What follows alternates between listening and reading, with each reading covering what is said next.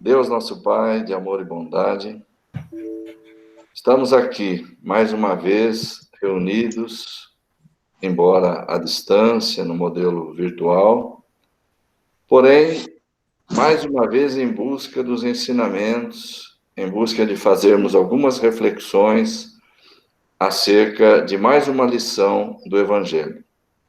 Nós agradecemos por mais esta bênção, agradecemos aos bons espíritos que se propõem a nos auxiliar nessa noite.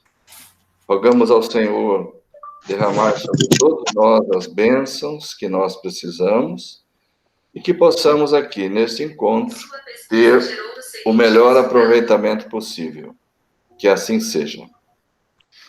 Que assim seja. O Google quer participar aqui.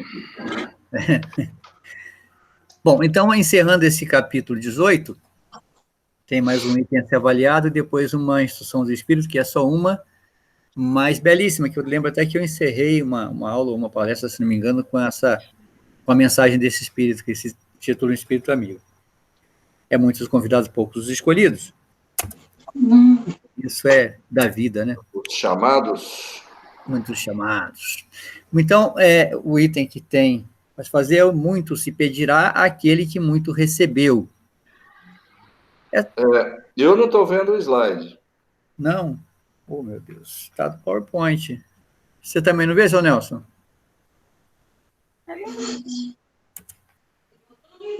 Não aparece slide? Para mim, não. Agora sim. Agora então, sim. É que se eu deixar no modo apresentação, aí ele não aparece. Ué, por que será? Estava no modo apresentação de slide. Eu tirei do modo, eu vou recolocar no modo apresentação. Quer ver? Sumiu? Sumiu. Faz o seguinte, volta lá. Isso, vai embaixo, no rodapé, onde tem aquela imagem de uma telinha. Clica nela. Telinha? Aí mesmo. Aí, voltou para o modo apresentação, né? Isso, só que sumiu mesmo, realmente. Volta lá, dá para ler tranquilo. Tranquilo. Acho que não vai ter. É que aí eu tinha feito aqueles efeitos de passar por partes, né? Para não ficar... Aí já não vai dar, né? Mas não tem importância. Nós vamos seguindo aqui. Então, o item 10 desse capítulo 18. Ele vai citar uma passagem de Lucas, capítulo 12, versículo 47. Essa passagem de Lucas, ela tem umas coisas bem interessantes. É que ele pega esse trecho aqui, claro, que para o estudo, mas é uma passagem aquela que Pedro pergunta se ele fala aquela coisa para eles mesmo, né? Você está falando, mas o senhor falou que fala por parábola para aquele povo porque eles ainda não sabem. Agora, isso o senhor está falando em parábola, é para eles ou é para a gente? Né? Porque está meio confuso lá, e às vezes fica confuso mesmo. O que caracteriza muito essa passagem, desse capítulo, é umas contradições que existem, que se não... Eu reforço o que eu digo sempre, porque eu falo para as pessoas, você quer entender a Bíblia, vai ler o Evangelho segundo o Espiritismo. Aí você fica pronto para ler e entender. Tem umas explicações que são bem mais fáceis de entender assim. Então vamos ler esse item 10. O servo que souber da vontade do seu amo e que, entretanto, não estiver pronto e não fizer o que dele queira o amo, será rudemente castigado. Isso me lembra muito da minha infância. O pai falava, vai fazer isso. Aí você não fazia, sabendo que tinha que fazer. Mas aquele que não tenha sabido da sua vontade e fizer coisas dignas de castigo, menos punido será. Ele não sabia da vontade dele, mas vai ser punido, só que menos. Muito se pedirá a quem muito se houver dado, e maiores contas serão tomadas àquele a quem mais coisas se haja confiado. Ele parece bem simples de entender, né? Se você sabe o que tem que fazer e não faz, vai ser punido. Se você não sabia o que tinha que fazer e não fez, vai ser punido, mas menos, né? Porque vai ser pedido muito para quem já sabe. Dessa passagem, eu vou ter que mudar por aqui. Dessa passagem, eu tinha umas observações. No versículo 39 de Lucas, tem esse trechinho. Sabei, porém, isso, que se o pai de família soubesse a que hora havia de vir o ladrão, vigiaria e não deixaria mirar a sua casa. Portanto, estáis vós também percebidos, porque virá o Filho do Homem a hora que não imaginais. A mesma coisa está dizendo aqui. Se você soubesse o que tinha que ser feito, você ia fazer. Então, você tem que estar atento, porque nós sabemos que virá a cobrança, que virá realmente a hora da prestação de contas, né? E se a gente não se cuidar, a gente vai ser pego de surpresa. Tem que estar se preparando sempre, constantemente. Aí, Mário, oi? tá meio estável aqui essa... Tá apagando e acendendo, não? É isso? Tá sim, Nelson. Aí deve ser erro de transmissão. Para mim, ela está bem fixa aqui. Ah, tá. Tá bom. Aí não tem como, né? Eu vou caprichar mais no áudio, a gente vai levando assim. Essas 2 semanas agora eu vou fazer um cursinho, vou pegar uns tutoriais, aí vou estar mais tranquilo no trabalho. Se eu faço isso, nem que a gente consiga uma linha nossa, entendeu? Existem outros grupos de chamadas, eu participo de um lá no trabalho, que a gente faz assim, que é uma maravilha, viu? Ver se eu consigo acessar aquele lá e a gente faz entre a gente. E dá para gravar desse jeito. Tranquilo. E aí, logo depois, no versículo 41, é quando Pedro pergunta para ele, mas, Senhor, o senhor está dizendo essa parábola para nós ou para todos? Sem sentir raiva, sem sentir rancor, sem sentir remorso, sem nada. A gente entender que nada é por acaso na lei de Deus e que deixar a justiça a cargo de Deus. Precisamos nós, queremos executar a justiça pelas nossas próprias mãos.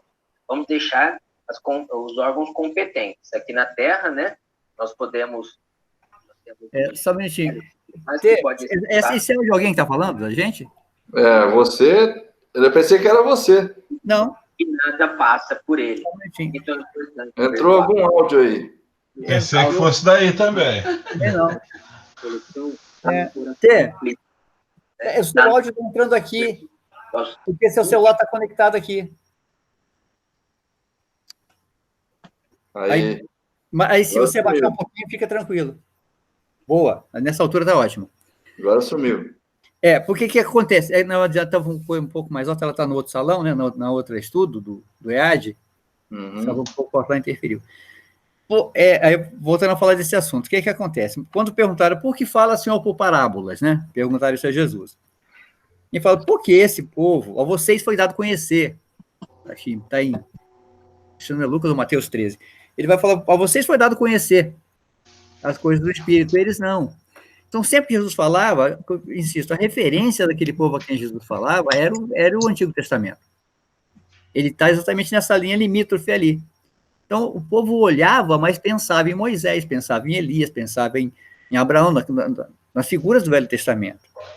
Tanto que todas as parábolas, todas as 42 que eu pesquisei, têm relação com falas do Antigo Testamento, né? E essa também.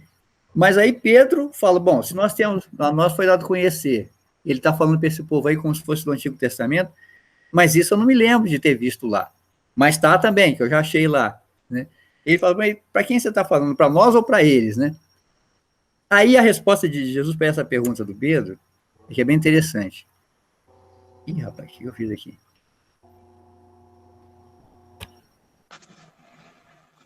Aí não tem nada. Não tem nada. Isso é que eu tenho que clicar aqui. Aí, ó. Aí Jesus fala para Pedro, fala, ô Pedro, qual é, pois, o mordomo fiel e prudente a quem o Senhor pôs sobre os seus servos para lhes dar a tempo ração? Ou seja, é você mesmo. Que pergunta é essa, Pedro? Quem é o cara que eu estou treinando, que está me acompanhando, está vivenciando comigo, está vivendo? Quem é esse mordomo fiel, se não for você? E é claro que a pergunta cabe para o dia de hoje, né? A nós que é dado conhecimento, a nós que é reservado essa sabedoria, notadamente eu sempre insisto a nós espíritas que temos mesmo e não por orgulho ou por qualquer outra forma, mas por reconhecer de uma forma científica, de uma forma cabal, de uma forma de comparação, aí sem nenhum, toda comparação é um pouco amarga, mas sem nenhum critério de superioridade ou inferioridade, de método comparativo mesmo, bem científico, que os estudos que nós temos, a capacidade que nós temos dessa associação com a ciência, com a religião e com a filosofia, nos torna responsáveis, né? Nos torna esse mordomo fiel. Então, não cabe fazer a pergunta que Pedro fez, né? Mas, nós ou eles, né? Não, é você mesmo. Não tenha dúvida nenhuma disso, não. Né? E aqui, só para uma pesquisinha que eu fiz sobre a responsabilidade que nos cabe, assim como algumas palavras têm um significado um pouco oculto que pode ser revelada, né? É o caso, por exemplo, do sacrifício, que a gente acha que é uma coisa ruim. Na verdade, exercer um ofício sagrado, um sacro ofício, a responsabilidade não tem a ver com cumprir obrigação. Nada disso, ela tem a ver com responder com fidelidade. Você ser fiel àquilo que lhe foi proposto. Né? Fazer aquilo com exatidão.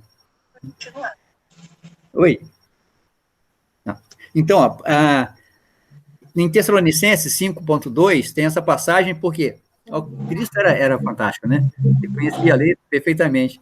Essa parábola que ele fala, você vai encontrar lá em Tessalonicenses 5.2, que fala, porque vós mesmos sabeis muito bem que o dia do Senhor virá como um ladrão à noite, aí vai.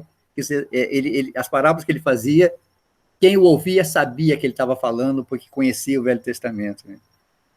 Esse Jesus é muito bom. E tem 11. Vim a este mundo para exercer um juízo, a fim de que os que não veem vejam, e os que veem se tornem cegos. Eu falei, tem umas contradições, né, em algumas passagens.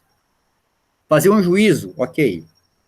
Isso veio para fazer um juízo realmente, nos julgar de alguma forma, nos colocar no sentido de ajuizar. Não julgar, mas ajuizar.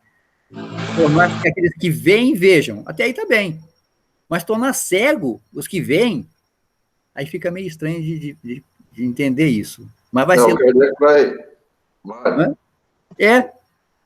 Eu até entendo que ele vem e fala assim, ó, os que não veem, verão. Opa, vai curar os cegos. E quem vê vai ficar cego, vai cegar os outros.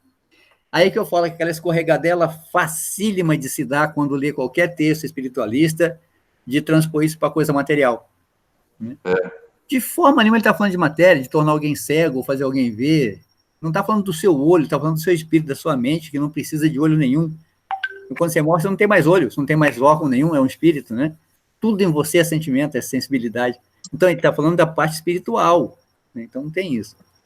Alguns fariseus que estavam com ele, ouvindo essas palavras, lhe perguntaram, também nós, então, somos cegos? Respondeu-lhe Jesus, se fosseis cegos, não teríeis pecado. Mas agora dizeis que vede, e é por isso que em vós permanece o vosso pecado. Os fariseus eram senhores de si, né? Se achavam o máximo. Então, se fosse como aquele coitadinho lá que não sabia nada, né? Mas que seguia firmemente ali os mandamentos de Moisés, ok, mas agora vocês, fariseus, sabem, né? Sabendo, continuam permanecendo no pecado. Rapaz, isso é uma coisa que eu não queria ser fariseu na época de Jesus. Jesus pegava eles. Quer saber se eu não fui, né, Jorge? Quem sabe? Quem sabe? Então vamos às considerações sempre brilhantes de Kardec sobre essa passagem.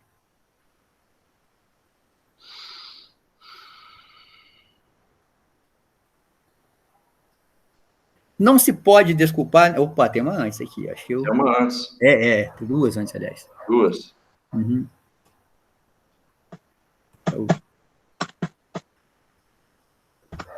Entrou. É o 12. Principalmente ao ensino dos espíritos é que essas máximas se aplicam. Eu falei, não adianta pensar nisso de forma material. Quem quer que conheça os preceitos do Cristo e não os pratique, é certamente culpado. Contudo, além de o evangelho que os contém achar-se espalhado somente no seio das seitas cristãs, e mesmo dentro dessas, quantos há que não leem? E entre os que leem, quantos os que não compreendem? Resulta daí que a própria palavra de Jesus são perdidas para a maioria dos homens. Esse trechinho ficou meio confusinho, mas para entender. Quer dizer, ele fala assim, além do evangelho, que contém essas máximas de Jesus, né? Essa máxima que se aplica, quem quer que conheça o preceito do Cristo e não pratique é certamente culpado. Essa máxima está só no evangelho das seitas cristãs. E mesmo dentro dessas seitas cristãs, quantos leem e não entendem? E quantos não leem? Né? Então, ficaria muito circunspecto a um povo, a uma parte, a uma pequena parte, por sinal, porque justamente naquela época o cristianismo não tinha essa evidência toda, né? Então, resulta daí que as próprias palavras de Jesus são perdidas para a maioria dos homens nesse sentido, já que só os cristãos é que sabem, e só dentro desses textos bíblicos, né?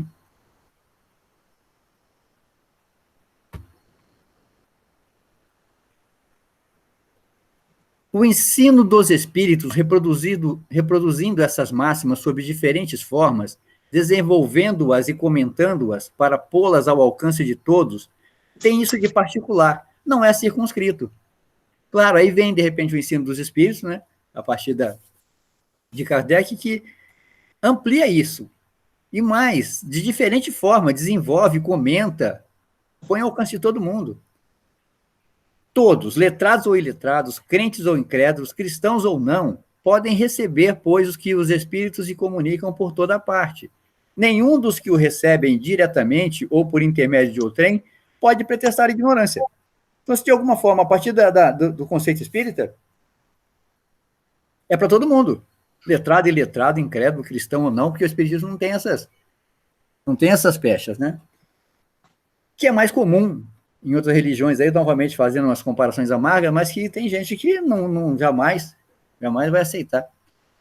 Até muito tempo atrás, eu tinha um colega lá de trabalho que ele se recusava a falar comigo, porque era espírita, achava que... Depois que ele soube, não, só é daquelas coisas do Kardec, só não é lá da macumba, né? Aí muda. Falei, não, eu sou das coisas do Kardec mesmo, fica tranquilo. Não se pode desculpar nem com a falta de instrução, nem com a obscuridade do sentido alegórico. Aquele, portanto, que não aproveita essas máximas para melhorar-se, que as admira com as coisas interessantes e curiosas, sem que lhe toque o coração, que não se torna nem menos vão, nem menos orgulhoso, nem menos egoísta, nem menos apegado aos bens materiais, nem melhor para o seu próximo, mais culpado é, porque mais meio tem de conhecer a verdade. Quando ele fala aqui no sentido alegórico, isso é muito claro, né? Com a falta de instrução, nem com a obscuridade do sentido alegórico, porque parábolas tinham esse sentido alegórico, né?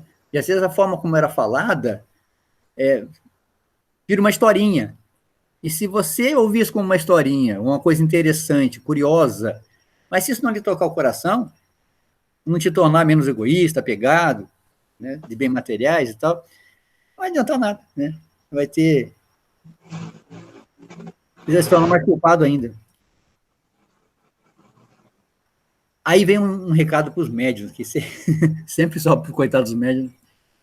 Os médiuns que obtêm boa comunicação ainda mais censuráveis são, que persistem no mal, porque muitas vezes escrevem sua própria condenação e porque, se não os cegasse o orgulho, reconheceriam que a eles é que se dirigem os espíritos.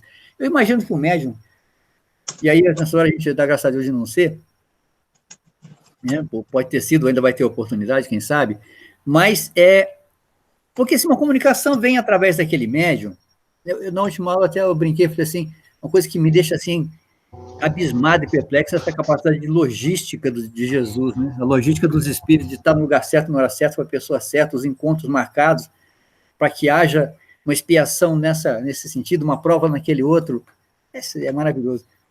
Sobre essas mensagens dirigidas aos médiuns, acho que o Divaldo, uma vez, perguntou para Joana de Ângeles por que a senhora só manda mensagem para os outros e nunca mandou para mim. Lembra, camarada?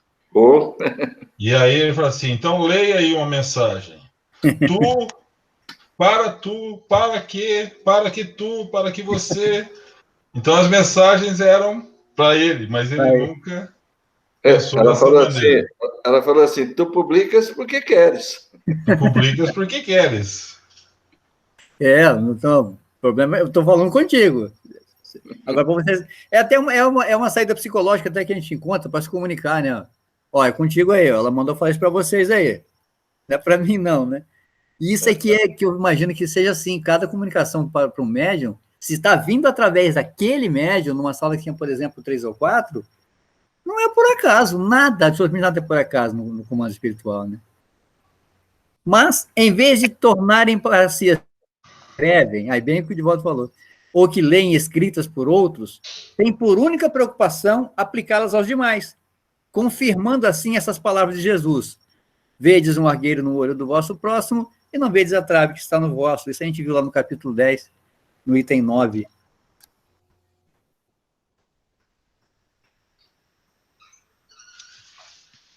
Opa! Aí, muda aqui, rapaz, me dá um susto quando ele faz isso. Onde é que eu estava aqui? Vamos ver esse quadro da luz daqui a pouco.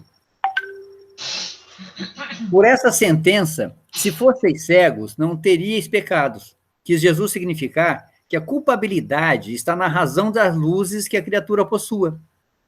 Ora, os fariseus que tinham a pretensão de ser e eram, com efeito, os mais esclarecidos da sua nação, mais culposos se mostravam aos olhos de Deus do que o povo ignorante. O mesmo se dá hoje. Grandíssima verdade, Kardec coloca aqui. Porque, já que você se julga senhor da ciência e sabedor da verdade, vai ter que conviver com isso, vai ter que transmitir, né? A transmissão do conhecimento é o que fez o mundo ele ser o que é hoje. Desde uma célula só se multiplica porque ela transmite informação para o meio externo e consegue se multiplicar, a gente sabe que é assim que se dá as mitoses. Então, tudo parte do princípio de transferir informação. Se você sabe e não transfere, principalmente na dotação espiritual, se prepara. Né? E aí, sobre isso, eu tive umas observaçõezinhas também. Sobre esse tema, tem uma outra passagem do Evangelho, Mateus 11. Graças te dou, ó Pai, porque revelaste os teus mistérios aos pequeninos e ocultaste aos doutores. Fica uma coisa assim, meio também parecendo que, tem discriminação aí, né? Deus não gosta do doutor? Não é isso. Na verdade, aqui você se julga tão capacitado que acaba não se... Eu tinha um professor que era um barato, que ele começava a ensinar para a gente, ele era sensacional, um gênio, tanto que ele tinha até livro e tal. Então, ele tinha assunto que ele começava pelo meio, porque para ele aquilo era tão irrelevante, né? Que ele já ia para frente e a gente ficava perdido na aula dele, porque era irrelevante, mas para a gente não era. Então, às vezes, a gente faz isso, a gente já se julga tão capaz, né? Então, muitas vezes, por posição social, egoísmo ou ignorância, olhando, não vemos. Muitas vezes nos achamos brilhantes. Nessa hora, não olhe para si mesmo, pois olhar para tanta luz vai te cegar. Quem se julga o máximo? Nossa, hoje eu estou insuportável, tão bonzinho que eu estou hoje. Luz deve vir de trás para iluminar. Portanto, quando nos julgamos brilhantes, é porque tem alguém nos iluminando por trás. Tratemos de iluminar o caminho dos outros, portanto, né? Esse quadro da observação do espectro de luz visível, me ocorreu o seguinte, eu fiz uma vez mostrando isso para falar de uma outra coisa numa palestra. E uma pessoa falou assim, olha, dá a impressão de que é o que nós somos e o que nós precisamos ser. Eu falei, sabe que isso é verdade? Eu anotei isso e dá para usar aqui. O que nossos olhos enxergam é isso que nós estamos vendo nesse quadro aqui, ó. É uma parte do ultravioleta aqui à esquerda, né? Até uma parte do infravermelho aqui à direita. Isso é o que nossos olhos veem. O que nós percebemos com equipamentos, com grandes espectrômetros, a gente vai conseguir enxergar uma camada um pouco maior que essa. Então, a comparação que eu fiz é o seguinte, essa luz visível é o que nós somos. O que eu vou mostrar no quadro seguinte é o que nós precisaríamos ser para podermos partir para uma... concluir o processo evolutivo desta encarnação. Nós estamos vivenciando nesta encarnação e em outras sucessivas para completar esse período, para passar de ano. Nós hoje enxergamos isso. E precisaríamos disso. Isso que nós vemos é aquele... Está vendo aquele risquinho lá no meio, na parte de cima? É só o que nós enxergamos. Né? Na verdade, nós conseguimos enxergar, com equipamentos captáveis aqui do raio gama até as ondas de rádio, e o que nós enxergamos, olha o quanto tem de ultravioleta ainda ali para a esquerda, olha o que tem de infravermelho que nós não conseguimos enxergar ainda à direita. Quando a gente conseguir expandir a nossa visão para alcançar todo esse espectro, aí nós já podemos passar para a próxima etapa. Então, se a gente acha que está enxergando muito, que está vendo muito, que sabe muito, ó, não somos capazes nem de ver 1 milímetro da luz possível de se enxergar, que é possível por equipamento, nossos olhos não veem. Assim é nosso espírito. Às vezes a gente acha que está sabendo muito e está vivenciando 1 milímetro do que é possível realmente. Vamos ver se o quadro tem uma boa vontade de mudar aqui. Mudou. Eu acho que agora, na verdade, mudou, mas mudou muito. Vai ver as instruções dos espíritos, que é ditado por um espírito amigo, em Bordeaux, 1862. Aproximando-se dele, ele vai usar mais ou menos o que o Kardec faz no Evangelho. Ele vai ver uma passagem do Evangelho e depois vai comentar. Aproximando-se dele, seus discípulos lhe disseram: por que lhes fala por parábolas? Respondendo, disse-lhes ele: é porque a vós outros foi dado conhecer os mistérios do reino dos céus, ao passo que a eles isso não foi dado. Porque aquele que já tem, mais se lhe dará, e ele ficará na abundância. Aquele, entretanto, que não tem, mesmo o que tem, lhe se tirará. Por isso é que lhes falo por parábolas, porque vendo, nada veem, e ouvindo, nada entendem nem compreendem. Nele se cumpre a profecia de Isaías, quando diz: ouvireis com os vossos ouvidos e nada entendereis, e olhareis com os vossos olhos e nada vereis. Está lá em Mateus 13, 10, 14. O Espírito vai expor essa passagem e vai fazer uma exposição que eu considero uma das mais brilhantes. Mas ele vai citar ainda uma outra passagem. Essa aqui. Tende muito cuidado com o que ouvis, porquanto usarão para convosco da mesma medida de que vos houverdes servido para medir os outros, e ainda se vos acrescentará, pois ao que já tem, dar-se-á, ao que não tem, até o que tem se lhe tirará. Essa é outra passagem que, se não tiver uma interpretação cuidadosa, você vai considerar Deus bastante injusto, uma pessoa que não dá para entender. E aí essa explicação do Espírito é muito bonita. Dá-se ao que já tem e tira-se ao que não tem. Meditai esses grandes ensinamentos que vos são, por vezes, afigurados paradoxais.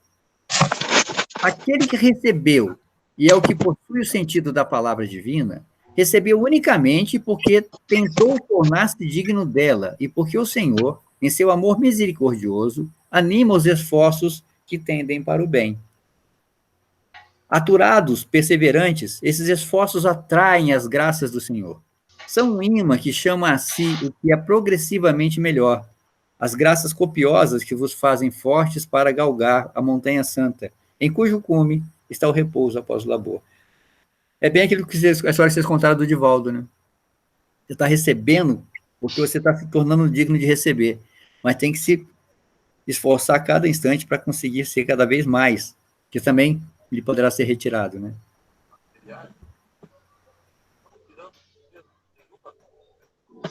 Vamos lá para o próximo quadro, por favor. Tira-se ao que não tem, ou tem pouco.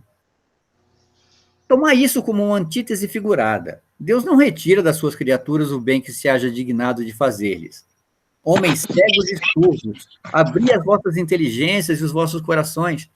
Vede pelo vosso espírito, ouvi pela vossa alma. Não interpreteis de modo tão grosseiramente injusto as palavras daquele que fez resplandecer aos vossos olhos a justiça do Senhor. Não adianta ouvir com o ouvido e ver com o olho. É que você enxerga muito pouco, o que a gente sente é muito maior. Não é Deus quem retira daquele que pouco receberá, é o próprio Espírito, que por pródigo e descuidado não sabe conservar o que tem e aumentar, fecundando o óvulo que lhe caiu no coração. Aquele que não cultiva o campo que o trabalho do seu pai lhe granjeou, e que lhe coube em herança, o vê cobrir-se de ervas parasitas. É o seu pai quem lhe tira as colheitas que ele não quis preparar? Se a falta de cuidado deixou fenecerem as sementes destinadas a produzir nesse campo, é seu pai que lhe cabe acusar por nada produzirem elas? Não e não. Em vez de acusar aquele que tudo lhe prepara, de criticar as doações que recebera, queixe-se do verdadeiro autor de suas misérias e, arrependido e operoso, meta corajoso mãos à obra. Arroteie o solo ingrato com o esforço da sua vontade. Lavre o fundo com o auxílio do arrependimento e da esperança. Lance nele, confiante, a semente que haja separado por boa dentre as más. Regue-o com o seu amor e a sua caridade. E Deus, o Deus de amor e de caridade, dará àquele que já recebera. Verá ele, então, coroados de êxito os seus esforços, e um grão produzir 100 e outro 1000. Ânimo, trabalhadores! Tomai dos vossos arados e das vossas charruas. Lavrai os vossos corações, arrancai dele a cisânia. Semeai a boa semente que o Senhor vos confia, e o orvalho do amor lhe fará produzir frutos de caridade. É muito bonito essa passagem, né? Que ao mesmo tempo que se você não cultivar o que você tem, se você não... Foi dado, ele deixa bem claro isso, foi dado a você. Essa mensagem é para a gente, escrita lá no século XIX, mas é para a gente, não tenha dúvida disso. Isso fica muito nítido, né? Então, se foi dado, e agora? O que eu faço com isso? Né? A grande pergunta que fica nessa aula é assim, o que tenho feito eu? E eu gosto sempre de colocar isso de uma forma muito cotidiana, o que eu tenho feito cotidianamente, a cada dia, pegando aquela questão 919, que Agostinho fala para que a gente faça uma revisão do dia, né? É uma prática realmente muito boa, porque, às vezes, no detalhe, se você conseguiu um dia deixar de, por exemplo, numa situação que você tinha que se irritar e você se controlou, sabe, isso já você ganhou o dia, né? Então, a gente tem que buscar, e eu tenho muito cuidado nessa reflexão, de não procurar as coisas que eu errei. Eu fico em busca do que eu acertei, né? Porque se eu ficar me fixando, nossa, errei de novo, eu vou ficar com esse erro de novo, quer saber, eu erro mesmo, e é muito fácil, que a gente erra muito. Né? Não tem jeito, não. Aí você acaba deixando, que assim, sabe aquela história do tigre? Na Índia, um grupo resolveu fazer um culto num local lá, numa floresta, e estava indo muito bem, rapaz, tinha bastante adeptos. Aí um dia eles estavam no meio da oração, no momento que eles não podiam parar de jeito nenhum, parecia um tigre lá, catou um indinho daquele e comeu ele inteirinho. Ele falou, não, esse local é sagrado, foi indicado, vamos continuar aqui. Na terceira vez que eles estavam lá, veio um tigre e pegou de novo um outro cara. Aí chamaram o líder, ele falou assim, o que a gente faz? Falei, nada, isso vai agora incorporar o ritual. Nosso ritual começa com a oração, depois vem o tigre, come alguém, a gente continua. Então, se você ficar insistindo nos seus erros, você vai falar, então, eu sou assim, assim, aí tem aquela frase que eu detesto, que fala o seguinte, eu sou assim mesmo, e daí? Caramba, isso é admitir, eu não quero mudar nunca, né? Falar isso é que eu não queria mudar nunca. E o que ele propõe aqui é isso, te foi dado. Então, essa reflexão que a gente faz sobre o que eu estou fazendo cotidianamente de bom, eu penso só na parte boa, hoje eu consegui fazer isso. E vai ter hora que eu não consegui fazer nada. Eu falo, bom, talvez eu não tenha tido tanta oportunidade, vou tentar amanhã forçar uma oportunidade para que eu possa praticar.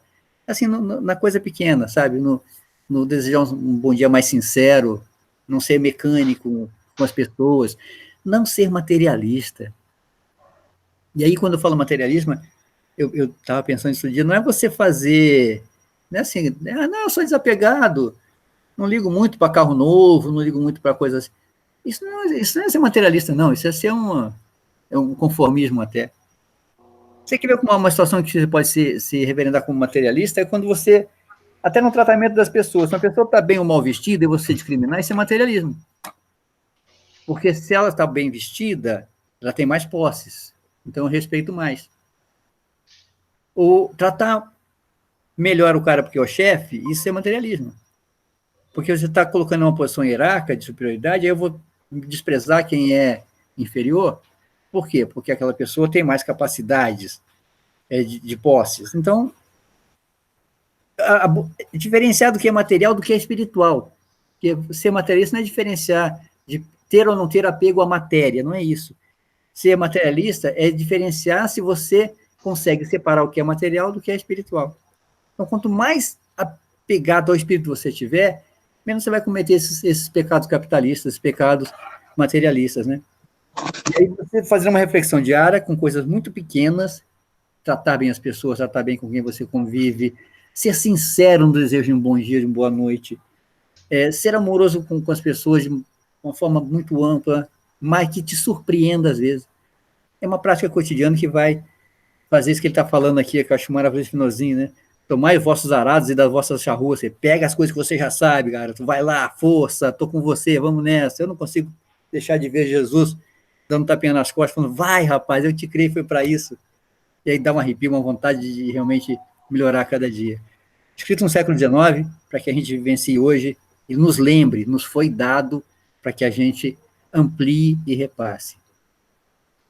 Assim, se alguém tiver mais algum comentário, eu vou tentar fechar aqui para ver se eu consigo ver vocês.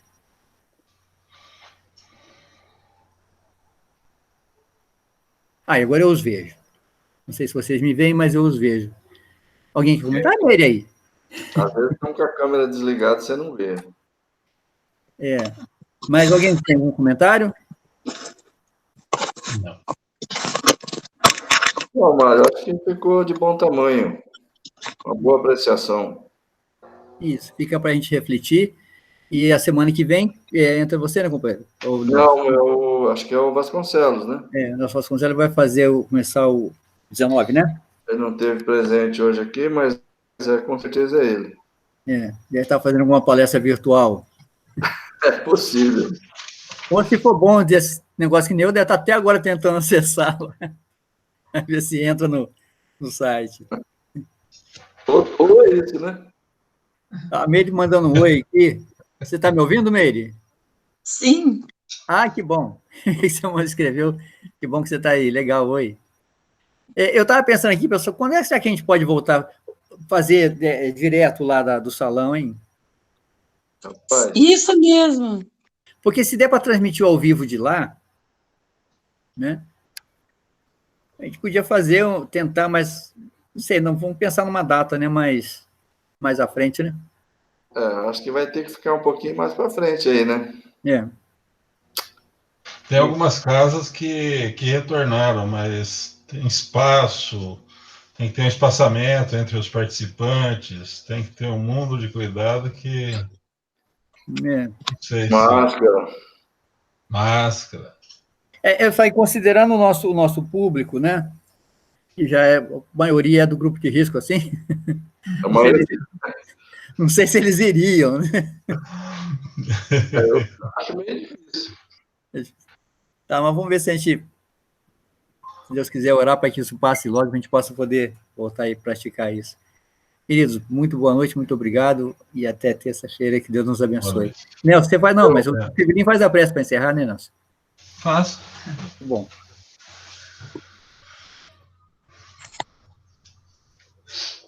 Querido Mestre Jesus, amigo sempre presente em nossas vidas, nós lhe somos gratos, Senhor, por nos permitir participar desta apresentação, dessas reflexões na noite de hoje. Agradecemos, Senhor, por todas as concessões e por tudo que nos permite, pela vida, por todas as situações pelas quais nós atravessamos no nosso cotidiano. E ao lhe agradecer, Senhor, nós lhe rogamos a assistência amorável em favor de todos os nossos irmãos que conosco caminham. Permaneça, Jesus, em nossos corações, que se cumpra a tua vontade. Muito obrigado, que assim seja.